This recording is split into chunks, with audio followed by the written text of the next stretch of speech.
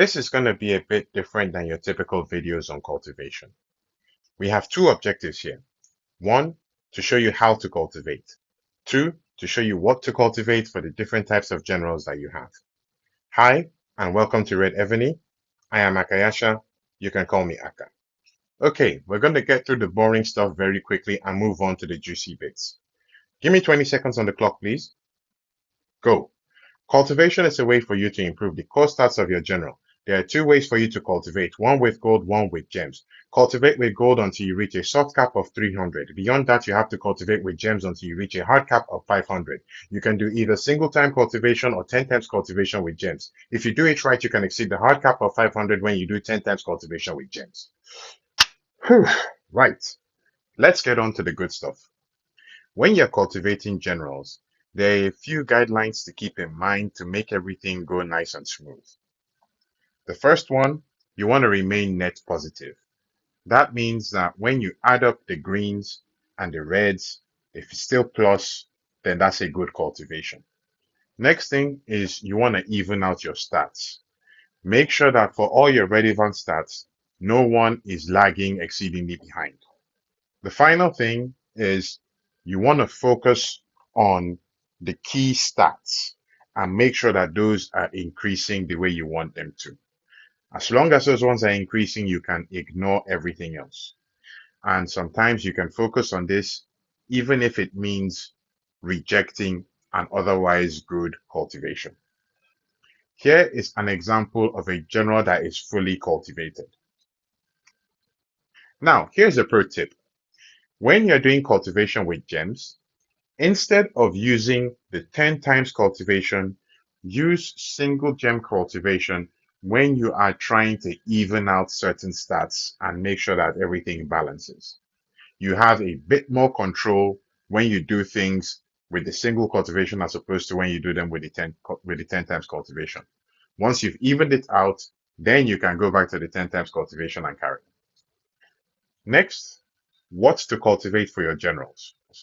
And I just want to quickly touch on what each of the stats mean here. Leadership primarily is responsible for your troop HP, march speed.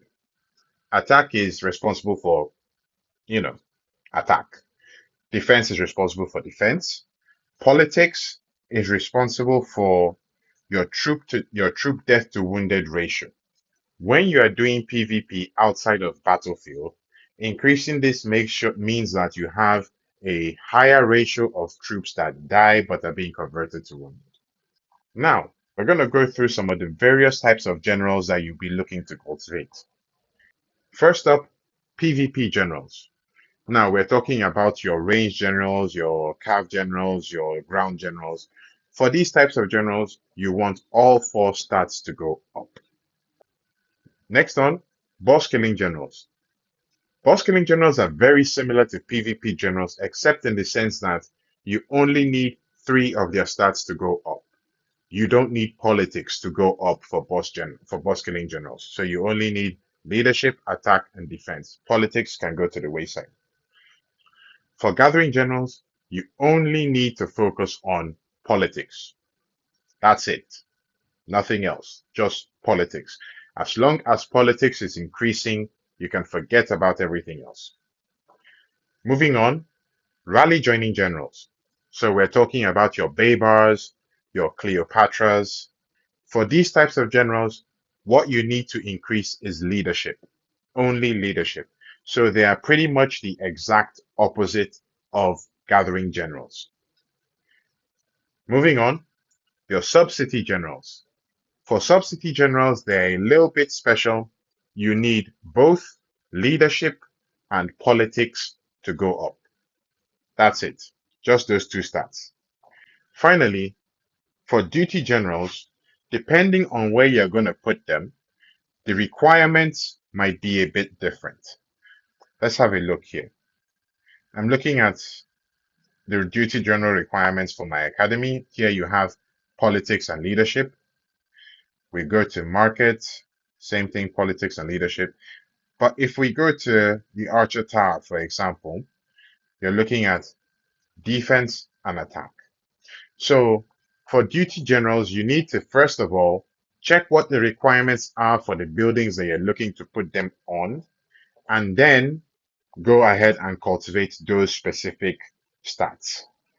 One good thing about PvP generals is that when they are fully cultivated, as long as they meet the requirements, you can pretty much put them on any building when you're not using them and they will work as duty generals.